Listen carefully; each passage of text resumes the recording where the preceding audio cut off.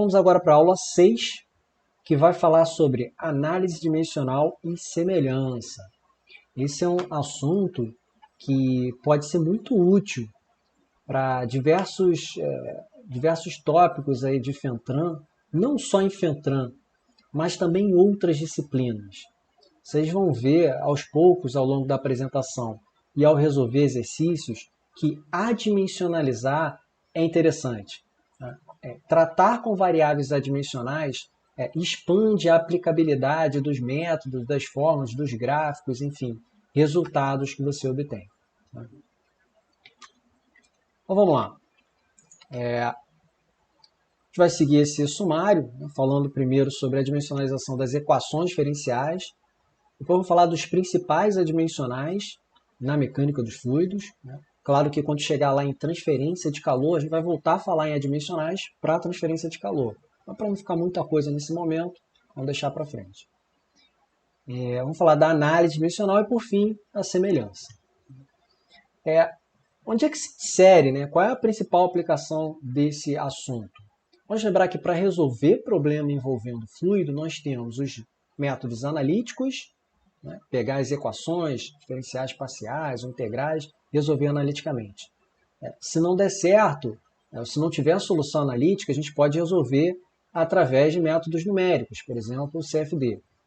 E se ainda ficar uma pulga atrás da orelha quanto ao seu resultado, e você quiser verificar aquilo ali, você vai para o método experimental. É no método experimental que cabe uma das principais aplicações de análise dimensional e semelhança. Seja para reduzir a quantidade de experimentos que você vai fazer, ou para converter o que você obtém no modelo reduzido, qual seria o resultado correspondente ou equivalente para um modelo com tamanho, escala de projeto, de protótipo. Então, a primeira coisa que eu vou fazer aqui é essa adimensionalização das equações diferenciais, que a gente já viu equações diferenciais na respectiva aula, e agora o objetivo é mostrar que tratar com adimensionais pode dizer, ou melhor, que os adimensionais podem dizer bastante coisa sobre o escoamento. E isso a gente vai provar matematicamente a partir dessas equações. Então, as equações diferenciais principais que a gente viu foi a equação da continuidade e a equação de Navier-Stokes, que estão aqui. A equação de Navier-Stokes está escrita aqui da maneira mais resumida, mais elegante, que a gente junta aquelas três equações para x, y e z numa só. Mas vamos aqui para simplificar o que vai ser deduzido, vamos fazer um escoamento permanente, bidimensional, incompressível para fluido newtoniano. Parece muita simplificação, mas mesmo depois disso tudo aqui, a gente resolve boa parte dos problemas envolvidos em Fentran.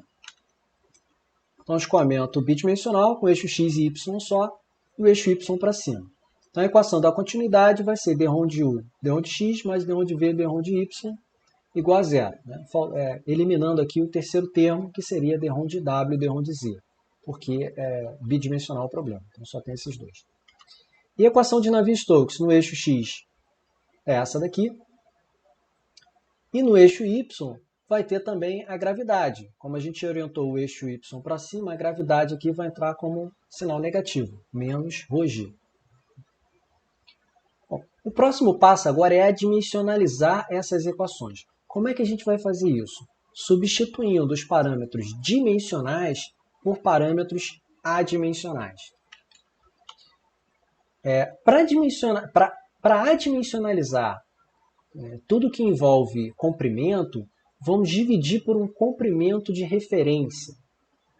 Esse comprimento de referência ele vai ficar um pouco genérico aqui. No caso de uma esfera, é o diâmetro. No caso de um avião, pode ser a envergadura da asa. No submarino, pode ser o comprimento dele. Então, depende de qual é o problema. Tá? Mas, para boa parte das nossas aplicações, que envolve escoamento e tubulação, por exemplo, vai ser o diâmetro interno da tubulação. Então, é algo que vai dizer o quanto que o seu problema é grande ou pequeno. E a adimensionalização da posição vai ser simplesmente pegar a posição e dividir por esse comprimento. Pronto, aí a gente vai ter aqui x asterisco e y asterisco, que são as posições x e y adimensionalizadas. E o que a velocidade, como é que a gente vai adimensionalizar?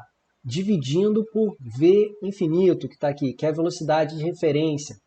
É a velocidade da corrente livre, que é o escoamento suficientemente distante dos contornos sólidos. Então, a velocidade em u a gente vai dimensionalizar dividindo por o v de referência, e a mesma coisa para a velocidade em v. Depois vem aqui a pressão, né? A pressão, vocês vão observar que se a gente dividir por ρv ao quadrado, ρv ao quadrado tem a mesma dimensão da pressão. Então, fazendo essa divisão, vai ter mais uma dimensional. Agora, vamos isolar, né, os dimensionais que vão ser utilizados para substituir nas equações. Só que nas equações, conforme a gente observa aqui, não aparece simplesmente x, y, u, v e p. Aparecem as derivadas envolvendo esses parâmetros. Então vamos ver como ficariam essas derivadas. Por exemplo, d-ROM de u, d-ROM de x. Bom, substituindo u por u asterisco v, v da corrente livre de referência, e x por x asterisco L, nós podemos passar para fora da derivada, tanto v de referência quanto L, porque são constantes. A derivada de uma variável é uma constante, a gente pode passar para fora a constante. Então vai ficar aqui, d-ROM de u, d-ROM de x pode ser substituído por v sobre L vezes d-ROM de u asterisco, d-ROM de x asterisco. Analogamente, a gente faz para d-ROM de v, d-ROM de y. E aí, substituindo aqui na equação da continuidade, a gente observa que vai aparecer v sobre L multiplicando as duas parcelas. Eles podem ser cortados. E aí, no final, a gente tem essa expressão. Parece que a gente nadou e morreu na praia, porque não mudou muito. A gente tinha essa expressão dimensional e a versão adimensionalizada ficou com a mesma cara, só que no lugar das variáveis dimensionais, ou parâmetros dimensionais, ficamos com os adimensionais. Ok, mas isso foi só um treino para mostrar o que a gente vai fazer a seguir na equação de Navier-Stokes. Só que a gente vai precisar também, para essas equações, de d-ROM de p e d-ROM de x, d-ROM de u, d-ROM de y, d-ROM de u, d-ROM de x e d-ROM de u, d-ROM de y. Então vamos lá. d-ROM de u, d-ROM de y, substituindo o u por u asterisco v e o y por y asterisco L, vai dar isso aqui. E analogamente aqui para d-ROM de v, d-ROM de x. Agora vamos fazer a segunda derivada, d-ROM 2 de u, d-ROM de x2. O que vai acontecer? O u a gente vai substituir por u asterisco v e o x por x asterisco L. E ele vai ficar elevado ao quadrado, porque é isso aí, é o princípio do cálculo, né? A segunda derivada significa como se fosse dividir duas vezes por esse parâmetro, por essa variável. Então, no final das contas, teremos que a segunda derivada de u em relação a x, dimensional, vai ser igual a v sobre L ao quadrado vezes a segunda derivada de u asterisco em relação a x asterisco. E a gente faz a mesma coisa para u em relação a y. E para p em relação a x, que aparece aqui também. P vai ser p asterisco rho v ao quadrado. Então, no final das contas, d1 de p e d1 de x, a gente substitui para o rho v ao quadrado sobre L, o rho v ao quadrado sobre L, d1 de p asterisco d1 de x. Mesma coisa para d1 de p e d1 de y. Agora vamos pegar tudo isso que está aqui e substituir onde for necessário. Então fica aí a primeira parcela. Na segunda, a gente já pode pôr em evidência v sobre L ao quadrado. E tem um μ aqui que já estava na expressão anterior. E do lado direito da equação, vai ficar em evidência v ao quadrado sobre L. Isso aqui a gente pode pegar e dividir tudo por rho v ao quadrado L. Por quê? Por dois motivos muito importantes na matemática. Porque eu quero e porque eu posso. Então, dividindo tudo por rho v ao quadrado L, a gente fica com essa expressão. E agora eu vou explicar por que a gente fez isso.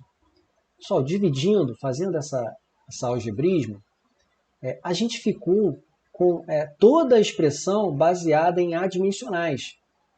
Observe que aqui, d de P asterisco, d de X asterisco. É um adimensional dividido por um adimensional. É adimensional. Aqui dentro desse parênteses e nos termos da direita, idem. Consequentemente, com certeza, o que está aqui é um adimensional. Ou seja, essa equação nos mostra que, ela estando toda adimensionalizada, a gente tem aqui um adimensional dividindo esses termos. E o que são esses termos? Lembrando lá da aula de equações diferenciais, eles dizem respeito às tensões viscosas que atuam no fluido. Por quê? É só lembrar da equação de Navier-Stokes. A gente tem forças de campo, que é a força gravitacional, força de pressão e forças viscosas. Do lado direito, a aceleração vezes a massa. Mas, enfim, aqui são as forças viscosas. E esse adimensional está dividindo elas.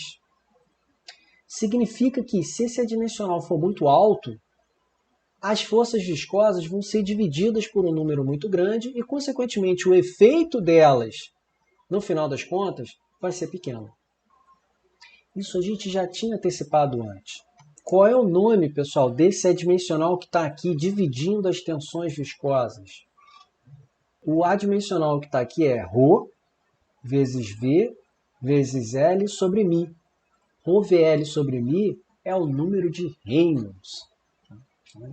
Então isso aqui mostra o que eu já tinha antecipado lá na segunda aula, que quanto maior o número de Reynolds, menos significativas são as tensões cesalhantes, as tensões viscosas. Lembra que eu cheguei a comentar, olha, se o número de Reynolds for muito alto, há uma tendência da gente desprezar as tensões viscosas e talvez considerar o escoamento como invícido, não viscoso, ou ideal. Né? Então a gente provou isso agora matematicamente, porque ele está aqui dividindo as tensões viscosas. Agora vamos fazer a mesma coisa para a segunda expressão aqui, que é a Navier-Stokes na direção y. Qual é a diferença da primeira para a segunda? Que na segunda tem a gravidade. Né? Então, a primeira vai falar de escoamentos onde a gravidade não tem relevância. Na segunda tem. Então, fazendo a mesma coisa nessas substituições, né? d de P, d de Y, por ρ, V ao quadrado L, d de P asterisco, d de X asterisco. São P e X adimensionalizados. Então, fazendo essa substituição e, no final das contas, uma divisão para ficar tudo adimensionalizado, o que aparece aqui, pessoal? Além do ρVL sobre μ, dividindo as tensões viscosas, que já tinha aparecido antes, ou seja, o número de Reynolds continua importante quando tem gravidade. Mas, além disso, nós vamos ter aqui V ao quadrado sobre GL, que é um outro adimensional, chamado de número de Froude. Na verdade, a raiz disso aqui é o número de Froude. Reparem que essa é uma equação diferencial parcial. E esse termo aqui, onde aparece o número de Froude, é o termo independente da EDP. Tenho certeza que vocês se lembram lá de equações, cálculo 3b, que esse termo independente ele vai ser importante para determinar um tipo de equação diferencial parcial, se é parabólica, hiperbólica.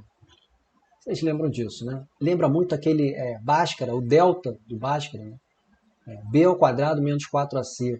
Mesma coisa que a gente fazia para a equação de segundo grau, você faz para uma EDP. E aí, dependendo se esse delta é maior que zero, menor que zero ou igual a zero, você classifica num determinado tipo de EDP. E isso é muito importante, porque o tipo da EDP vai falar muito sobre o comportamento das suas variáveis, dos seus resultados. E o resultado aqui para a gente, no final das contas, se traduz em comportamento do fluido. Ou seja, o número de Froude vai nos dizer bastante sobre o comportamento do fluido. Pessoal, resumindo aqui dessa lâmina, adimensionais são bem interessantes. Eles podem nos dizer bastante sobre o escoamento. E, por outro lado, são extremamente simples de se calcular. Né? ρVL sobre μ, V ao quadrado sobre GL. Não se compara a complicação que a gente viu anterior de equações diferenciais e equações parciais. Então, você calcula um parâmetro muito simples e eles nos dizem bastante sobre aquilo. Se os adimensionais são importantes, vamos estudá-los, vamos ver quais são. Na mecânica dos fluidos, a gente começa com Reynolds, realmente é o mais famoso, né? Mais conhecido. Ele pode ser calculado também por VL sobre μ. Como? Se você pegar o ρ, que está no numerador, multiplicando, passar para o denominador dividindo, fica μ sobre ρ, que é a viscosidade cinemática μ. De uma maneira geral, né? Número de Reynolds alto significa escoamento mais turbulento, além daquilo que eu já comentei, tensão cisalhante menos significativa, comparado com as demais. Só que o valor exato que vai dizer a transição entre laminar e turbulento vai depender da geometria, do tipo de escoamento, né? Então, se tiver escoamento ao redor de cilindro, menor que 40, ele tem uma esteira laminar e permanente. Entre 40 e 150 ele é laminar, mas a esteira fica oscilando. Vê uma transição para aí sim, acima de 300, ser turbulento. Mas o mais importante para a gente é no interior de tubos. Esse aqui vocês têm que saber de cabeça. Que abaixo de 2.300, ou dependendo da literatura, 2.000, é laminar. Acima de 4.000 é turbulento e entre esses dois é a transição. No escoamento laminar, você tem uma predominância de esforços viscosos. Isso a gente já viu. Número de Reynolds baixo, as tensões cisalhantes, tensões viscosas são predominantes. As partículas se movem em lâminas, então é um escoamento mais bem comportado. E no turbulento, ele é irregular, né? Só de olhar para ele você vê. Ele apresenta uma difusividade, essa turbulência ela se difunde em todo o meio. Número de Reynolds elevado. Flutuação tridimensional da vorticidade, ou seja, algo que está girando assim, mas na frente está assim, depois assim. Então, nos 3 eixos, a vorticidade varia. Dissipação de energia, tem muito cisalhamento, né, que é uma espécie de atrito. E continuidade, você não vai ter só um ponto com turbulência, essa turbulência está sempre contínua no meio. A ideia é ir aumentando aos poucos a velocidade, consequentemente o número de Reynolds, e vendo que a gente passa da situação que era laminar, isso aqui era uma linha, uma lâmina, e aí a gente passa para um momento de transição, que não é mais laminar, para aí então chegar no que é de fato turbulento. No escoamento turbulento, você vê que o corante ele se difunde todo no meio, você passa a enxergar uma mancha, você não vê mais uma linha. Aí sim é o turbulento. Mostrando aí um pouco do como que é o escoamento ao redor de cilindros para diferentes faixas de Reynolds.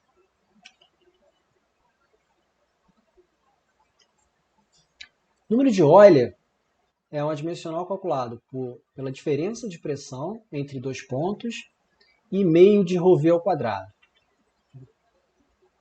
Então ele é sempre interessante quando você... a ΔP é uma das variáveis estudadas. Número de cavitação parecido com o número de Euler, só que ao invés de um ΔP, diferença de pressão entre 2 pontos do seu domínio de análise, você vai ter a pressão num ponto absoluta menos a pressão de vapor do fluido. E por que isso é importante? Porque quanto mais próximo de zero o número da cavitação, mais próximo de ocorrer a evaporação daquele fluido e que é chamado de cavitação. O número de Froude, já comentei sobre ele, né? V sobre raiz de L, ele é muito utilizado, né? Ele é importante em escoamentos que a gravidade tem relevância, né? É uma força que interfere de alguma maneira. O exemplo mais comum para a gente é o de escoamento em canais. Então ele vai classificar o escoamento em canais, para número de Froude menor que 1 ou maior que 1. Isso a gente vai ver mais em detalhes lá em hidráulica. Então está aqui um exemplo do que acontece quando você passa de número de Froude maior que 1 para o número de Froude menor que 1. Né? Ocorre aqui um fenômeno chamado ressalto hidráulico. Número de Weber, que é a massa específica, velocidade ao quadrado, comprimento de referência, dividido pela tensão superficial. Em outras palavras, esse número de Weber vai dizer o quanto que a tensão superficial é relevante para aquele fenômeno. Por exemplo, se você está estudando ondas atingindo plataformas, ou a onda que você vai surfar, vocês acham que para esses problemas a tensão superficial é relevante? Tensão superficial, que é esse sigma, tem um valor muito pequenininho, né? A interface entre água e ar, isso aqui é da ordem de 0,07 newton por metro. É muito pouquinho. Então, para um problema que tem dimensões normais, usuais para a gente, esse valor pequenininho não vai interferir. Porém, vamos supor que você está estudando, conforme eu falei, o impacto da onda em plataformas. E aí você vai estudar isso fazendo um modelo reduzido, pegando uma plataforma em miniatura e testando no laboratório. Ao reduzir o tamanho da plataforma, você reduz esse comprimento L. Consequentemente, proporcionalmente falando, o sigma, a tensão superficial, pode passar a ser significativa em comparação ao que está no numerador, que são as forças inerciais, massa vezes velocidade, lembra a força inercial. Então tem que tomar cuidado, porque se você reduzir demais o seu modelo, a tensão superficial pode passar a interferir, o que não acontece na escala de protótipo. Então você vai chegar num resultado inconsistente, o que não se aplica no que se deseja calcular. Então, por isso que o número de Weber é importante. Ele não pode fugir muito dessa questão de quando a tensão superficial é importante ou não é.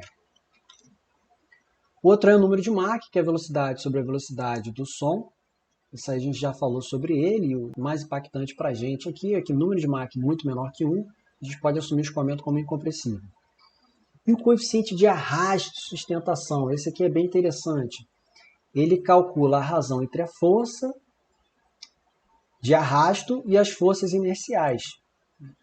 Em outras palavras, se você tem um coeficiente de arrasto para uma determinada situação, você passa isso aqui para o lado esquerdo multiplicando e calcula a força de arrasto. Por exemplo, a força de arrasto numa esfera. Então está passando uma determinada corrente e empurrando ela. Se você tiver o CD dessa situação, é só pegar e jogar aqui e você vai saber qual é, vai ser capaz de calcular a força de arrasto. Existe também a força de sustentação, que é, no caso, perpendicular à direção de escoamento, como na asa do avião, ou no aerofólio de um carro, uma força que tende a aumentar a normal entre pneu e asfalto e, consequentemente, dá mais estabilidade, aumentando o atrito. Bom, agora vamos falar do próximo item, que é a análise dimensional. A análise dimensional tem o objetivo de reduzir a quantidade de variáveis que nós temos que estudar. Como é que isso é feito? Vou fazer através do exemplo do próprio arrasto que acabamos de falar. Se eu quero determinar ou calcular a força de arrasto numa determinada situação, a gente sabe que, como variáveis, teremos o diâmetro, ou o tamanho do corpo, a velocidade do fluido e as propriedades dele, massa específica e viscosidade. Então, a força é função dessas variáveis independentes. Se há um novo tipo de objeto, que a gente não possui o coeficiente de arrasto, não tem a força dele, a força de arrasto dele, uma opção é você pegar e resolver esse problema por experimentos, conforme eu mencionei, leva para o laboratório. E aí eu quero obter um ábaco, uma tabela, algo que me permita futuramente, para uma situação qualquer, descobrir qual é a força de arrasto. Para que esse ábaco seu seja abrangente, ele tem que ter valores diferentes de entrada, para que entre esses valores testados tenha ali o valor que você quer, o valor do seu problema. Então, com 10 diferentes, quantos testes eu teria que fazer? Bom, eu teria que variar 10 vezes o diâmetro, 10 vezes a velocidade e 10 fluidos diferentes, porque quando eu variar o fluido, eu vou variar esses dois ao mesmo tempo. Não tem como eu variar só a massa específica ou só a viscosidade. Ou seja, 1000 testes. Deu pena do estagiário. 1000 testes. Isso para ter 10 pontos diferentes. 10 diâmetro, 10 velocidade e 10 fluidos. Não é nada assim de outro mundo. Bom, pessoal, dá para ver aqui que isso aqui não é muito prático, Fazer 1000 testes. Então aí surge o teorema Peade-Buckingham. O que ele diz, O teorema dos Pis. Olha, se você tem um fenômeno com n variáveis dimensionais, que pode ser expresso na forma dessa equação. Uma função a partir dessas n variáveis igual a zero. Então você pode reescrever a matemática aqui com uma função a partir de k variáveis adimensionais, ou πs. E essa quantidade vai ser reduzida. Ela vai ter k variáveis, que vai ser igual a n, né, o número de dimensionais, menos r. Esse r aqui é o número de grandezas básicas, que são aquelas a partir das quais a gente forma todas as outras. Por exemplo, como é que a gente forma a velocidade? Velocidade é comprimento por tempo, ΔS sobre ΔT. Então eu pego o comprimento e o tempo, que são duas grandezas básicas, divido um pelo outro e formo a grandeza velocidade. E por aí vai. Né? Então, opções para R. A gente pode ter comprimento, massa e tempo. Comprimento, massa e tempo e temperatura. Outras grandezas básicas diferença de potencial. Então são aquelas grandezas que a gente não consegue formar a partir de outras. Elas são as básicas. Beleza. Aí estão aqui as opções. Alguns exemplos. Né? Ok, então vamos aplicar o teorema Peat-Buckingham nesse problema nosso aqui. Só tem um detalhe, ele não está com a cara da partida aqui necessária, que é uma função igual a zero. Mas é fácil fazer isso. É só pegar esse f e passar para o lado esquerdo. Passando o f para o lado esquerdo, a gente vai ter f menos uma função dessas variáveis dimensionais igual a zero. Esse f menos a função f vai ser uma segunda função, a função g. Agora sim, está igual ao ponto de partida do teorema dos πs. Quantas variáveis nós temos aqui? 5. Força, velocidade, diâmetro, massa específica e viscosidade. Então percebam que nesse N a gente tem que contar também a variável de interesse, o resultado, que é F. Então, de acordo com o teorema, o número de adimensionais vai ser N menos R. Quem é R? É o valor, a quantidade mínima de variáveis, ou melhor, é a quantidade mínima de grandezas básicas que eu preciso para formar todas essas aqui. Se a gente observar, né, força, comprimento, velocidade, massa específica e viscosidade, a gente consegue formar todas elas só com massa, comprimento e tempo. Então, nesse caso, R é igual a 3. E aí o K vai ser N menos R, 2. Então, de acordo com o teorema dos πs, a quantidade de adimensionais que a gente vai precisar é 2. O próximo passo é determinar quais são os πs. Para o primeiro π, a gente precisa que esteja, ou estabelece que esteja a variável de interesse, a variável dependente. E nesse caso é a força, o resultado final. Então, colocando a força no π1, a gente vai ver, comparando com os adimensionais que a gente já conhece, que está muito próximo do coeficiente de arrasto, né? Que é força sobre 1/2 de ρ ao quadrado vezes área. A gente não tem área aqui, mas a área é proporcional ao diâmetro ao quadrado, né? A mesma grandeza. Então está aqui o primeiro adimensional, formado com a variável de interesse, que é f. Vamos lá, esses πs eles são formados a partir das variáveis dimensionais. E no π1, nós já utilizamos o f, o ρ, o v e o d. Entre as variáveis envolvidas nesse problema, ficou faltando envolver o μ. Aí quando a gente olha, poxa, um adimensional que tem o μ e outras dessas grandezas dimensionais, é o número de Reynolds, né? ρ/VD sobre μ. Então tá aí, agora sim, formamos os dois adimensionais, a quantidade prevista pelo teorema. No primeiro adimensional, π1, ele contém a variável de interesse, a variável dependente, que é a força. E com todos os adimensionais, a gente envolveu todas as grandezas relevantes para o fenômeno. Então, continuando na ideia aqui, isso significa que a gente pode expressar o que era isso aqui, né, a função g a partir de n variáveis dimensionais, a gente pode expressar como uma função g minúsculo, outra função, com k πs, k variáveis adimensionais. Nesse caso só tem 2. Depois o que a gente quer mesmo é a força que está dentro do π1. Então, explicitando aqui o π1, a gente teoricamente pode ter uma função a partir do π2. Lembrem-se que a gente tinha falado em variar 10 vezes os dados de entrada. Com isso, teríamos 10 diâmetros, 10 velocidades e 10 fluidos. Teríamos que fazer 1000 testes. Agora, com o teorema dos πs, eu só tenho uma variável independente, que é o π2. Então, vou ter que fazer só 10 testes. 10 valores de Reynolds diferentes.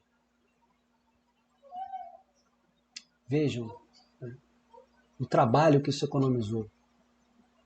E continua sendo uma coisa abrangente, porque agora a gente tem uma dimensional. Eu posso, para calcular futuramente, fazer diversas combinações de ρ, v, d e b, obtendo valores dentro daqueles que já foram testados para Reynolds. Então você expande muito o seu horizonte em termos de aplicabilidade do resultado, ou da base de conhecimento. Então, vou fazer só 10 testes. E aí, no final das contas, o que a gente tem é força em função das variáveis do problema, dos dados de entrada. Então, procedimentos. Primeiro, listar as variáveis dimensionais relevantes para o problema. Esse primeiro passo, ele na verdade é um pouco mais difícil do que parece. Porque para você separar os parâmetros, variáveis que são importantes para o seu fenômeno, primeiro você tem que conhecer um tanto aí desse fenômeno. Você tem que ter pelo menos uma noção do que vai impactar e o que não vai. Então, requer uma análise prévia. Bom? Depois, expressar cada uma delas em função das dimensões básicas. Como eu falei, velocidade é comprimento por tempo. Massa específica é massa sobre volume. Então, vai ser massa por comprimento ao cubo. E por aí vai. Determinar o número necessário de πs, que é o K, sendo igual a N menos R. Escolher as variáveis independentes para formar os πs, ou seja, já separa a variável dependente, que no caso do arrasto era a força de arrasto, para ser o π1. E as demais para formar os demais πs. Obter os πs, todos eles. Escolhendo o π1 como o que tem a variável dependente. Agora, características desse procedimento. Ele auxilia na obtenção de uma expressão, que representa o fenômeno. Então, observem que a gente, no final das contas, simplificou esse equacionamento, a definição daquela função. Reduz a quantidade de testes. Ficou claro aí com o exemplo que a gente fez. Baseia-se na consideração das dimensões básicas. Agora, uma última observação importante. Não faz milagre. Senão, por que a gente ia estudar equações diferenciais, equações integrais, toda essa teoria que a gente fez, se chegou aqui no final das contas um método que só a partir das dimensões chega na expressão final, chega no resultado desejado. Não, ele não chega no resultado. Ele auxilia, reduz a quantidade de testes, mas ele não vai te dar a equação final com tudo que é necessário. Então, ele depende de dados empíricos. Ele auxilia a chegar na expressão final, mas para você efetivamente tê-la, ter todos os coeficientes, ter o formato dela, você vai precisar de dados experimentais. Então, conclusão final aí, não faz milagre. Exemplo 1. Uma partícula esférica cai lentamente, regime laminar, num fluido viscoso. Admita que o arrasto Fd é função do diâmetro e da velocidade da partícula. Diâmetro d e velocidade v. E da viscosidade μ. Bom, se é um escoamento viscoso, óbvio que a viscosidade é importante. Determine através da análise dimensional qual é a relação entre o arrasto e a velocidade da partícula. Se vocês observarem, aqui ele não falou no ρ, massa específica. Nesse problema específico, quando a bola cai muito devagar, uma esfera, enfim, um corpo cai muito lentamente no fluido viscoso. A massa específica não é importante porque, por ser lento, as acelerações vão ser baixas. Então, a força inicial de aceleração não vai impactar tanto. A força provocada pela aceleração. Quantos adimensionais são necessários para esse problema? O primeiro passo daquela lista que eu mostrei, da análise dimensional, é listar as variáveis dimensionais, que são elas: força, né? Força de arrasto na esfera, o diâmetro dela, a velocidade com que ela cai e a viscosidade. Então, nós temos 4 dimensionais. De acordo com o teorema dos πs, os adimensionais vão ser calculados por n menos r, sendo r o número de grandezas básicas. Se vocês conferirem, verão que dá para formar todas essas 4 grandezas com 3 grandezas básicas: massa, comprimento e tempo. Então, R igual a 3. E aí, o K vai ser 1. O próximo passo seria expressar cada um deles em função das grandezas básicas, que a gente já fez antes, né?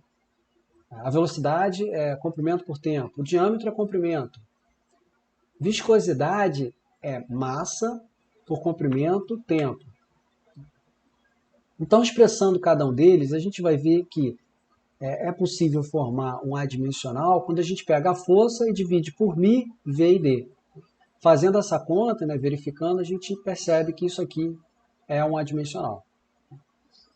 Agora, de acordo com o teorema dos πs, a gente vai ter, a gente tinha, né, inicialmente uma expressão, uma função a partir das variáveis dimensionais dando zero. Para o teorema de πs, agora a gente vai ter uma variável adimensional, uma função dessa variável adimensional igual a zero. Ora, se a função de uma variável é igual a zero, a gente vai lembrar lá dos conceitos, definições de funções, que isso só é possível se essa variável for constante. Porque senão eu vou variar essa variável e o resultado da função tem que dar diferente, eu só tenho uma variável. Então, isso aqui só ocorre, né, obrigatoriamente se π1 for constante. Lembrando que π1 é fd sobre μvd. Então, o fd, passando para o outro lado, vai ser k vezes μ vezes v vezes o diâmetro da esfera. Então, observe aqui que esse problema é bastante simples, é um dos mais simples que dá para resolver, né? Dá para contextualizar. E aí a gente acaba, por tão simples que ele é, a gente acaba chegando a uma expressão, né? Chega na função. Ué, mas isso aqui vai contra o que eu falei anteriormente, que a análise dimensional não faz milagre? Não, porque a gente não tem o valor do K. Para chegar nesse valor de K, eu teria que fazer um experimento, enfim, pegar algum dado de algum lugar, preencher aqui e obter o valor de K. Então, a análise dimensional aqui ajudou bastante, né? Nesse caso, uns casos extremos que chega até na cara da expressão, mas a expressão em si não, a função, né? Porque fica faltando o K. Bom, semelhança. O que vem a ser semelhança? Semelhança é o conhecimento que procura correlacionar o sistema, o projeto, né, que é o objetivo, com o modelo. Normalmente é um modelo reduzido, mas não necessariamente. Né? Por exemplo, se você quer estudar a velocidade com que uma bactéria nada na água, então, para você estudar a força de arrasto da água numa bactéria, e aí é mais prático a gente fazer um modelo ampliado, né? Porque medir o tamanho da bactéria ia ser difícil, medir aquela intensidade de força, né? E se você aumentar o tamanho, tudo aumenta e fica mais fácil. Mas normalmente o que a gente vai estar fazendo é um modelo reduzido em termos de escala, para simplificar. Aqui está um exemplo de uma barragem, né? Então a semelhança ela faz esse link entre o modelo experimental, reduzido ou algumas vezes ampliado, e protótipo, né? O fenômeno do objetivo final, de projeto.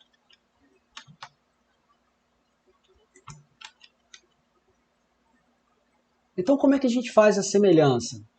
A gente vai adotar a nomenclatura de que Π1, Πi, né, o 1, 2, 3 ou 4, e por aí vai, é o adimensional correspondente ao protótipo. E Π e M é o do modelo. Aqui cabe uma observação que há uma tendência, não sei porquê, por causa dos filmes, das pessoas acharem que o protótipo que é o modelo reduzido. Não é. O protótipo vai ser em condições de projeto, condições do objetivo final. Então, ele vai ter o tamanho de projeto, ele vai ter o fluido, a velocidade, as condições de pressão, temperatura, tudo nas condições para as quais o projeto se destina. Isso é o protótipo. O modelo não, o modelo é uma simplificação do que se destina, do que se objetiva, né? Então, isso é um modelo, uma simplificação. Essa simplificação pode considerar uma diminuição de tamanho, mas também outras coisas, como uma temperatura diferente, uma pressão diferente. Então, a gente vai chamar de Π1, Π2, Π3 o protótipo e Π1M, Π2M, Π3M, por aí vai, do modelo. A semelhança completa, ela é garantida quando todos os πs, a partir do segundo do modelo, são iguais aos correspondentes πs do protótipo. Você força isso. Como é que você força? Dimensionando, planejando o seu modelo. Você vai pegar lá e vai decidir o tamanho do seu modelo, a velocidade que você vai aplicar, a pressão. Tudo isso você pode prever anteriormente, né? Antes de executar o experimento. E aí você faz com valores de maneira que garanta isso aqui, né? Os πs, a partir do segundo, de modelo e protótipo, sejam iguais. Se você garantir isso aqui, há o que a gente chama de semelhança completa. E garantindo a semelhança completa, consequentemente, o primeiro π do protótipo, Π1, vai ser igual ao Π1 do modelo. Entendo aqui na prática o que significa. Eu executo o experimento com essas condições. Vou lá e meço a variável dependente de interesse no modelo. E aí falo o seguinte, olha, o Π1 calculado com esse valor do modelo vai ser igual ao Π1 do protótipo. E aí daqui eu tiro o valor da variável dependente de protótipo. Que poderia ser, por exemplo, a força de arrasto. Com a força de arrasto medida no modelo, calculei o Π1 do modelo, que vai ser igual ao Π1 do protótipo. Aí eu mudo as outras variáveis para calcular a força de arrasto do protótipo. Então, essa que é a lógica, né? A praticidade, né? O objetivo desse método, né? De se aplicar uma semelhança completa. E a gente vai procurar sempre fazer isso aqui, ao máximo possível, né? Os adimensionais de protótipo igual ao de modelo. Existem diferentes tipos de semelhança. Semelhança geométrica é você garantir que a forma ela mantém suas proporções do protótipo e do modelo.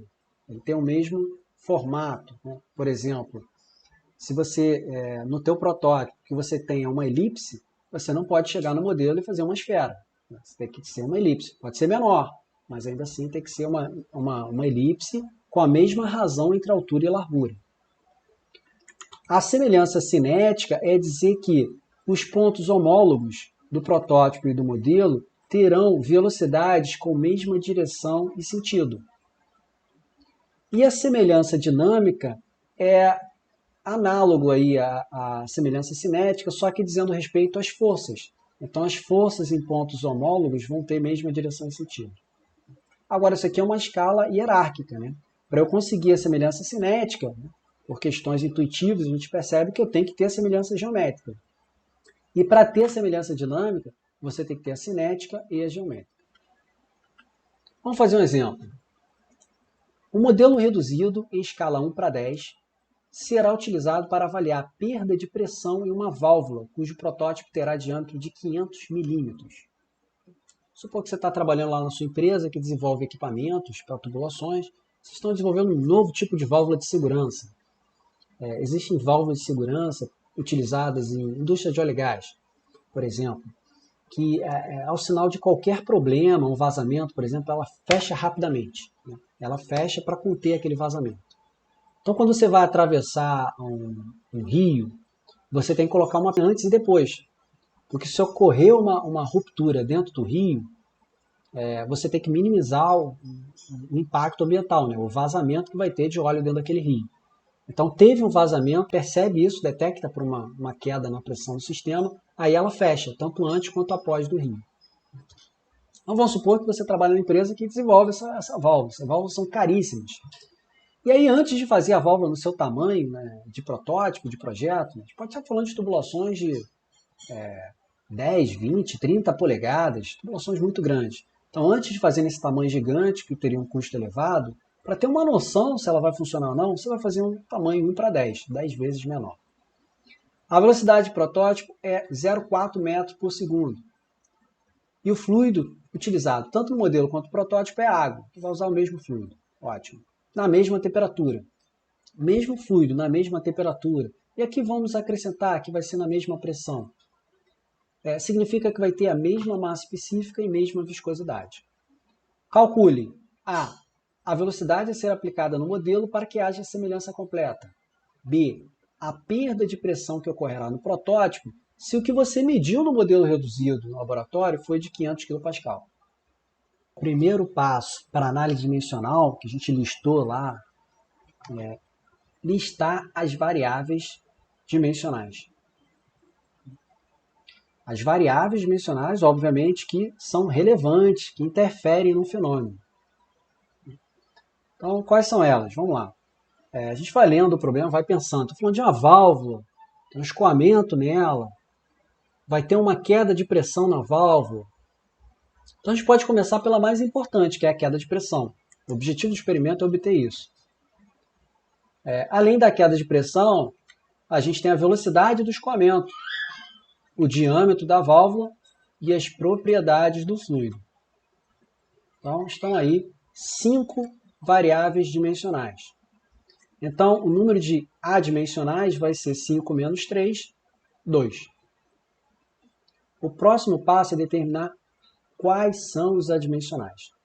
E vamos lembrar que, para o primeiro adimensional, a gente tem que contemplar a variável dependente, aquela variável que é o resultado, que é de interesse. Nesse caso, é a queda de pressão. Tem diferentes métodos de fazer isso. Nós podemos expressar cada um desses dimensionais a partir das grandezas básicas, né? Comprimento, massa e tempo, e ver qual é a combinação que vai resultar em adimensional. Esse é o método que eu recomendo caso você esteja perdido, né? Não tenha muita noção do que fazer. Então, eu começaria com ΔP, ver como é que a gente consegue ΔP a partir de ml e t, né? Massa, comprimento e tempo, e aí vai combinando com os demais, multiplicando e dividindo para adimensionalizar. Bom, esse é o método, vamos dizer assim, é a opção mais prática se você não tem noção, né? Não tem um prévio conhecimento. Agora, mais prático ainda que isso, é comparar com os adimensionais mais conhecidos. Falei em vários adimensionais aí, os principais adimensionais da mecânica dos fluidos. Então, pega o Reynolds, pega o número de Mach, pega, enfim, o número de Fluid, e por aí vai. Como a gente quer o ΔP, dentre os adimensionais que eu mencionei hoje, o que tem isso é o número de Euler, tá? Que é calculado como ΔP sobre ρV ao quadrado. O número de Euler, dependendo da literatura, você vai ver sobre meio ρV ao quadrado. Né? Mas esse meio aqui, entrando ou não entrando, não deixa de ser adimensional, porque é uma constante, é um número. Então, isso aqui é muito próximo, é praticamente o número de Euler. E aí, como π2, né, ficou o número de Reynolds. Lembrando que nós precisamos de 2 adimensionais. O segundo, que tem que envolver o que não foi abordado no primeiro. A gente observa aqui que no primeiro não teve a viscosidade. E aí está aí o π1 e π2. Para garantir a semelhança completa, que é o pedido da letra A, nós temos que garantir que do π2 em diante, todos os πs do modelo sejam iguais ao do protótipo. No caso, só vai até o π2. Então, π2 do modelo tem que ser igual ao π2 do protótipo. Fazendo a substituição, né, π2 é, na verdade, o Reynolds. Então, ρVd do modelo igual ρVd do protótipo. É o mesmo fluido, na mesma pressão e temperatura. Então, massa específica e viscosidade vai cortar. A gente isola o que a gente quer aqui, que na letra A é a velocidade a ser aplicada. Então, a velocidade do modelo vai ser a velocidade do protótipo vezes a razão entre diâmetros. Como essa escala é 1 para 10, significa que o diâmetro do protótipo é 10 vezes maior que o do modelo. Então, isso aqui vai ser 0,4, velocidade do protótipo, conforme dado do problema, vezes 10, porque a escala aqui é 1 para 10. Então, 10 vezes 0,4 dá 4 metros por segundo. Isso aí a gente garante que o Reynolds é igual no modelo do protótipo. Na letra B, ele pergunta a perda de pressão no protótipo se o do modelo foi 500 kPa. Bom, assumindo que a letra A foi garantida, que é a semelhança completa, ou seja, π2, π3, π4 em diante do modelo igual ao do protótipo, então π1 do protótipo vai ser igual ao π1 do modelo. Substituindo o π, que é o número de Euler, em se tratando do mesmo fluido, a mesma temperatura, o ρ corta, a gente isola o ΔP do protótipo, que é o que a gente quer calcular. A razão entre velocidades vai ser V é 0,4 e Vm é 4. Então dá 0,1 ao quadrado, que é 10 a menos 2. Vezes o ΔP que foi medido, foi de 500 kPa. Então o resultado aqui vai dar 5 kPa. Ou seja, você mediu no teu modelo reduzido em um laboratório 500 pascal, significa que a sua válvula com tamanho de protótipo, tamanho de projeto, a expectativa é que ela tenha uma perda de 5 kPa. Vamos fazer mais um. O modelo em escala 1 para 10 de um avião deve ser ensaiado num túnel de vento pressurizado para determinar o arrasto do protótipo, que deve voar a 107 metros por segundo na atmosfera padrão. Para minimizar os efeitos de compressibilidade, a velocidade do ar na seção de teste do túnel de vento é igual a 107 metros por segundo. O que ele está falando aqui, pessoal? Que um dos adimensionais que a gente deveria se preocupar aqui é o número de Mach que ele faz. Velocidade pela velocidade do som. E se você, no experimento, tem um número de Mach num determinado valor, mas no protótipo um outro valor, a compressibilidade pode agir de maneira diferente e interferir no resultado. Ou seja, você tem um modelo que não representa adequadamente o protótipo. Mas aqui ele disse que isso já está garantido. Ele vai garantir que a velocidade do modelo e o protótipo são iguais. Ou seja, o número de Mach é o mesmo.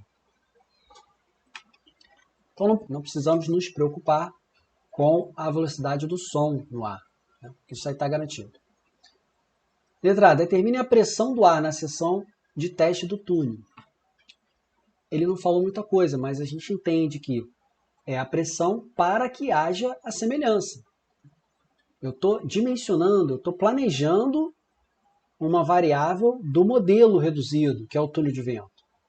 E a gente planeja isso, normalmente, procurando a semelhança completa. Então tá, mas o primeiro passo, na verdade, é listar as variáveis de interesse. O que a gente tem aqui? Bom, o resultado principal, vamos começar por ele, que é a força de arrasto. Depois, nós temos o comprimento do avião, vai ser feito em uma escala menor, a velocidade dele, a massa específica e a viscosidade do fluido. Então, são 5 variáveis dimensionais. 5 menos o 3, que é as grandezas básicas, temos 2 adimensionais. Quais são os adimensionais aqui? Bom, primeiro tem que ter a força de arrasto. Se o π1 tem que ter a força de arrasto, o primeiro adimensional que vem na cabeça é o coeficiente de arrasto, CD, que é a força de arrasto sobre meio ρV ao quadrado vezes área, que é a área projetada. No caso, a gente não tem área aqui, a gente listou como comprimento, mas não tem problema. A área é proporcional ao comprimento ao quadrado, e é isso que a gente vai botar. É o comprimento de referência. Pode ser a envergadura do avião, pode ser o comprimento. E o π2 ele tem que ter o que não foi envolvido no π1. Né? O π1 tem FD, tem L, tem V e tem ρ, mas não tem μ. Qual é o adimensional que a gente forma com μ e outros desses dimensionais? É o número de reinos, né? É a pedida certa aí, número de reinos. Então esses são os dois adimensionais. Para ter semelhança completa, que é o que a gente vai buscar ao dimensionar o experimento, a gente tem que ter que o π2 de modelo seja igual ao de protótipo. Então, eu estou falando de ρVL modelo, né, sobre μ, ρVL sobre μ do modelo ser igual a ρVL sobre μ protótipo. Numa das primeiras aulas, a segunda, se não me engano, que a gente falou da influência da pressão e temperatura na viscosidade. E naquele slide que eu falo dos dois, eu começo com pressão e comento que a variação da pressão tem uma influência muito pequena na viscosidade. Você pode aumentar 50 vezes a pressão do ar e a viscosidade vai mudar só uns 10%. Resumindo, como a pressão tem pouca influência na viscosidade, a gente vai assumir que a viscosidade no teste é igual à viscosidade no protótipo, apesar deles terem pressões diferentes. E agora a gente isola a variável de interesse, que a gente quer saber é a pressão na seção de teste. A variável aqui, dessas aqui, que está mais próxima ao que seria a pressão, é a massa específica. Eu aumentando a pressão, a gente aumenta a massa específica. PV-T por Votor. Lei dos gases. A gente pode considerar o ar como gás ideal, dá uma boa precisão. Então, a velocidade é a mesma, né, que ele falou, manteve a mesma velocidade para não ter problema com a questão da compressibilidade. E a gente vai ter que o ρ do modelo sobre o ρ do protótipo vai ser o L do protótipo sobre o L do modelo. A escala é 1 para 10, então o tamanho do protótipo é 10 vezes o tamanho do modelo. Então, daqui, junto com a lei dos gases ideais, a gente conclui que se a massa específica do modelo é 10 vezes maior que a massa específica do protótipo, então a pressão do modelo é 10 vezes maior. A pressão do protótipo é atmosférica, que é 101 kPa. Então, lá no modelo, a gente vai ter que aplicar 1013 kPa. Essa foi a letra A. Na letra B, qual é o arrasto no protótipo, que corresponde a uma força de 4,45 N medido no modelo? Admito que a temperatura do ar na seção de teste é a padrão. Bom, a gente garantido que o π2 do modelo é igual ao do protótipo, então a gente tem a semelhança completa. Consequentemente, o π1 do protótipo é igual ao π1 do modelo. O π1 é o coeficiente de arrasto. A velocidade é a mesma. E daqui a gente isola a força de arrasto. Os demais parâmetros a gente já tem, obtendo então 44,5 N. Com isso a gente fecha. A gente falou da adimensionalização das equações diferenciais e com isso matematicamente provamos que adimensionais são importantes. Apresentamos os principais adimensionais na mecânica dos fluidos, apresentamos a análise dimensional a partir do teorema dos πs e, por fim, o princípio da semelhança. Desculpe, obrigado. Até a próxima.